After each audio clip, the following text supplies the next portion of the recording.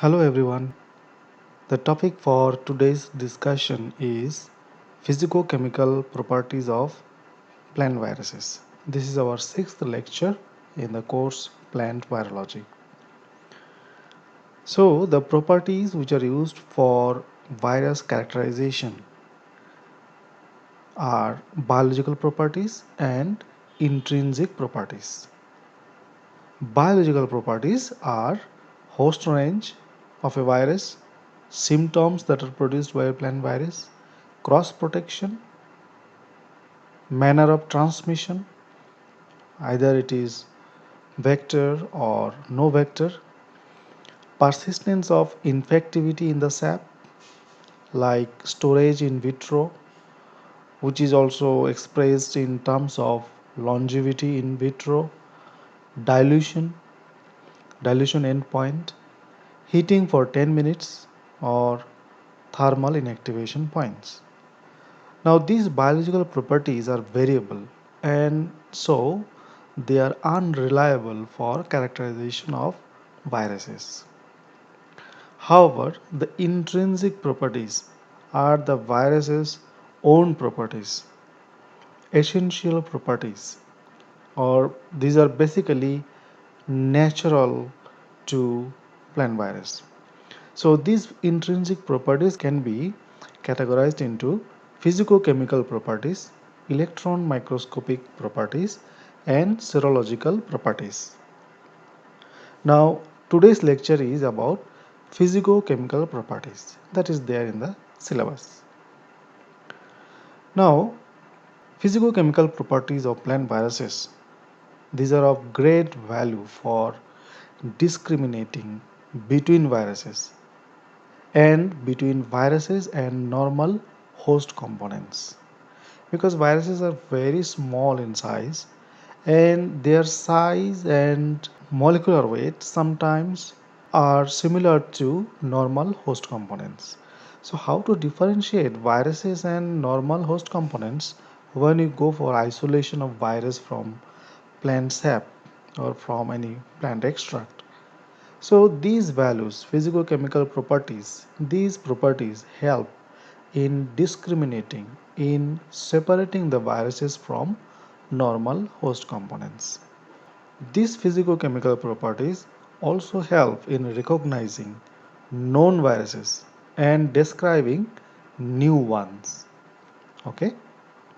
Now, what are these physicochemical properties? These are listed here. Absorption of ultraviolet radiation, particle morphology and particle size, molecular mass, density of particle, sedimentation coefficient, diffusion coefficient, electrophoretic mobility, proteins, nucleic acids, envelope, and other components. Now let us see these properties one by one. Absorption of UV radiation. Now this property is used for estimating virus concentration of a suspension and nucleic acid content of virus particle and for assessing its purity. And you know that virus particles have characteristic UV absorption spectrum at a range of wavelengths from 220 to 300 nanometer. So virus particles absorb UV light in the range of 220 to 300 nanometer. So in this range, the peak is actually at 260 nanometer. So virus particles absorb UV radiation maximum at a wavelength of 260 nanometer.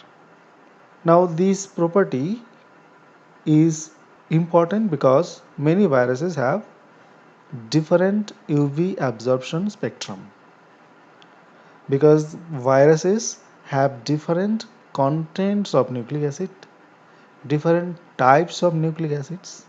It may be RNA, it may be DNA, it may be single stranded, double stranded, and the content of protein is also different from virus to virus.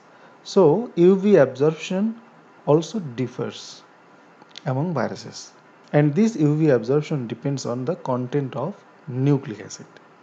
Now, a given mass of nucleic acid absorbs 20 to 25 times more UV radiation than protein.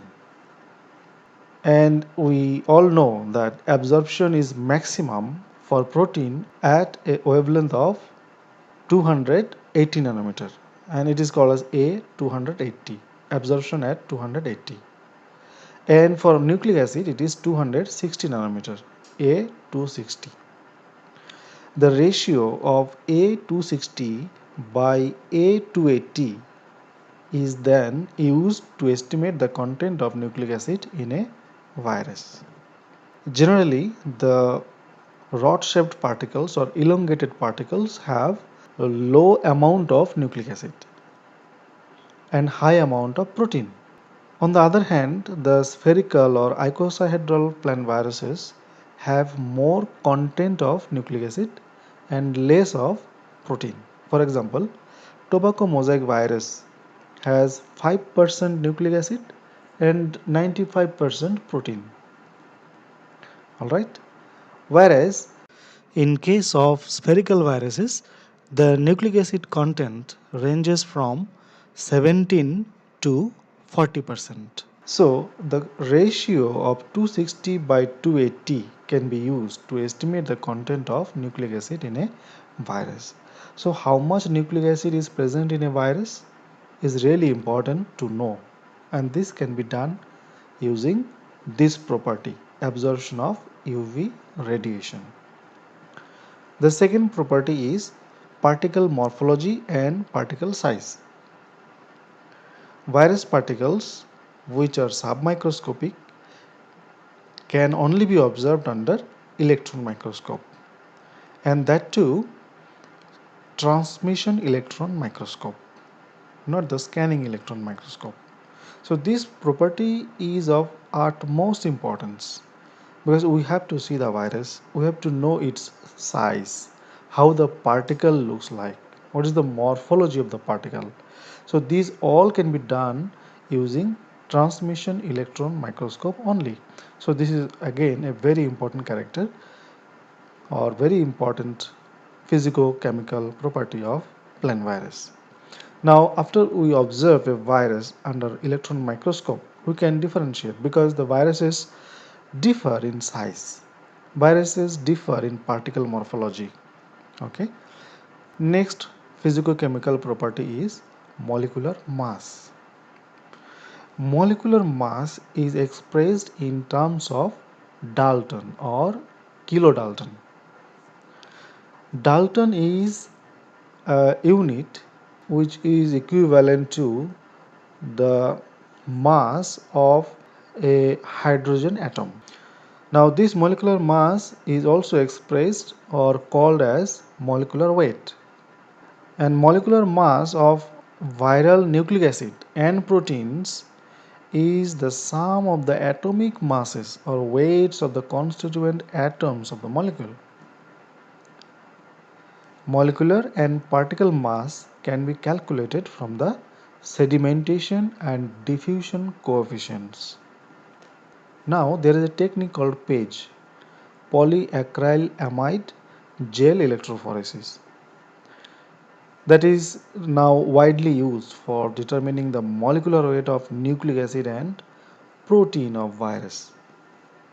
Generally, for plant viruses, the particle mass ranges from approximately 2 multiplied by 10 to the power 6 for satellite TNV, which is the smallest plant virus known till date, to 1000 multiplied by 10 to the power 6 for Rhabdoviridae.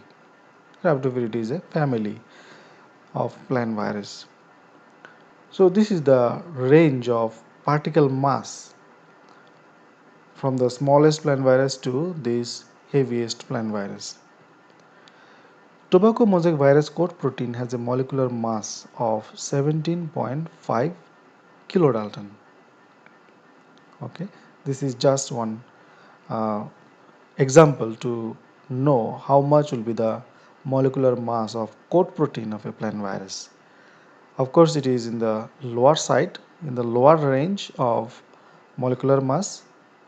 Some plant viruses have higher or heavier proteins in their capsid. Next property, physicochemical property, is density of a particle. We know what is density. Density of a particle is its weight or mass per unit volume. Usually, the density of a particle is measured by equilibrium zonal centrifugation technique. Then this density that we get is called as buoyant density. And this density of a virus particle, uh, we have some estimate of density of virus particle.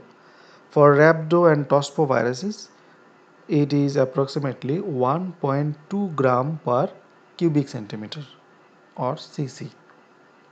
And for most of the other plant viruses, it is 1.3 to 1.6 gram per cc. Now this depends on the content of nucleic acid. So for rhabdo and tospoviruses, the density is low, 1.2 gram per cc. Alright. Next physicochemical property is sedimentation coefficient. Now this property characterizes virus particles and large molecules by their rate of sedimentation.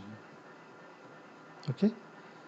Now this rate of sedimentation depends on size, shape and density of the particles, and also on the density, viscosity and other characteristics of the medium where we are doing sedimentation experiment. Now this sedimentation coefficient is not directly proportional to the mass of the particle or molecule. It is expressed as Swedberg units or S. For ribosomes, we use this unit S. 80S type ribosome in eukaryotes, 70S type of ribosome in prokaryotes. So this is the S here, sedimentation coefficient. For plant viruses, this sedimentation coefficient ranges from 50S for satellite TNV to more than 1000S for some rhabdoviruses. So here we can see that for the smallest plant virus known, that is satellite TNV, satellite tobacco necrosis virus, the sedimentation coefficient is 50S, which is equivalent to the larger subunit of prokaryotic ribosome. Prokaryotic ribosome is 70S type. 70S type of ribosome has two subunits, one is 50, another is 30. So here 50S ribosome subunit and the satellite tobacco necrosis virus, they have same sedimentation coefficient. So see here, the plant viruses and the plant component, host component, because in the host also we have 50S type of ribosome in the chloroplast and mitochondria. So they are similar. Okay. Then ultracentrifuge is important for estimating molecular weight of virus particles and its components. Okay. Page is another technique we have said earlier, that page or polyacrylamide gel electrophoresis technique can also be used to know the molecular weight of nucleic acid or protein of plant viruses. Next physicochemical property of plant viruses will be diffusion coefficient. So this property actually reflects the Brownian movement and it depends on the size and shape of the particle and also on temperature and viscosity of the medium where we are doing diffusion experiment. Smaller particles diffuse more rapidly than bigger ones, we know this, and this diffusion coefficient will be different in different viruses. So this property can distinguish two different virus particles. Diffusion plays a role in molecular sieve chromatography. Okay. Next physicochemical property is electrophoretic mobility. So this is something which refers to the velocity of the virus particle in an electrical field divided by the electrical field strength. So how fast a virus particle moves in an electrical field. Okay. So this property depends on the ionic strength and pH of the medium. Because when we are subjecting the plant viruses to an electrical field, means we have charge difference in the field, one end to another, there will be charge difference. And the virus particles are also charged molecules, because the virus particle has protein in the outer coat and in the capsid, and a protein has net negative charge. Nucleic acid also has net negative charge. So when we are subjecting the virus particles in an electrical field, they, being negatively charged, they move towards the positive side. They move towards the positive side. And this movement depends on many factors. Number one, ionic strength and pH of the medium. Number two, diameter, shape and friction of the particles, and also viscosity of the medium. When the net charge of a virus particle is zero, that means at isoelectric point, particles do not move at all and are least soluble because they sediment. Isoelectric point means when the net charge of the virus particle is zero.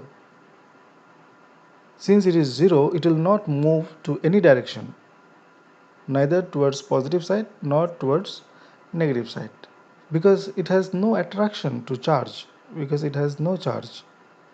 Normally virus particles have negative charge, so they tend to move towards positive side. They are attracted to move towards positive side. But at isoelectric point refers to a pH at which the net charge of a molecule is zero. So at that isoelectric point, the particles do not move at all. Next physicochemical property is proteins. All viruses have proteins, and these proteins are of two types. One is structural protein, that is coat protein, which has a role to form a structure of plant virus, and the other is non-structural protein. That means they are functional proteins, they have functions. Now the structural proteins, how much of particle mass is the structural protein, that is coat protein, how many types of proteins are there in the capsid, number of subunits in the capsid, and the amino acid sequence of the proteins in the capsid. So these are all the properties different from virus to virus. So the protein characteristics, be it structural protein or non-structural protein, they distinguish plant viruses. Non-structural protein means how many are there, what is their function, what is the size of those proteins. Basically these are enzymes which act as uh, enzymes, and they play an important role, like replicase enzyme. Now replicase enzyme, it has function, it helps in replication of the virus nucleic acid. Now how many types of these non-structural or functional proteins are there in a plant virus, what is their sizes, and what are their functions. So these properties about protein of a plant virus will also be important to know in order to recognize a plant virus, in order to characterize a plant virus. Next is nucleic acid, that is the genome. What is the percentage of nucleic acid in a plant virus? What type of nucleic acid it is? Is it RNA or DNA? What is the strandedness, single or double? What is the sense of that nucleic acid? Is it positive sense, negative sense, or ambisense? There are some plant viruses which have ambisense genome. Then number of segments, whether the genome is in a single molecule of DNA or RNA, or there are many segments. What is the molecular mass of the genome? What is the sedimentation coefficient of the genome? And very importantly, what is the number of bases? Adenine, thymine, guanine, cytosine, or uracil. What is the sequence of the bases? And what is the base ratio, GC ratio? Okay. Now this sequence information of nucleotides in a plant virus genome is very important characteristic for characterization of plant viruses. Is there any 5' terminal cap in the genome? Is there 3' terminal poly A tail in the genome? These are also very important characteristic of plant virus genomes. Okay. So when we say the molecular variation, when we say that there is molecular characterization of plant viruses, then essentially the main focus goes to the sequence of nucleotides present in the genome of a plant virus. Okay, so genome characteristics are very important, in fact the most important for characterization of plant viruses. Then the last physicochemical property for this discussion is electron microscopic properties. Particle size. So for plant viruses, the size ranges from 16 nanometer diameter for satellite tobacco necrosis virus to 2000 nanometer in length for beet Eolos virus belonging to Clostridovirus group. What is the shape of the capsid? Symmetry, presence or absence of envelope, presence or absence of spikes, site of occurrence in the cell. So these all can be deciphered using electron microscope.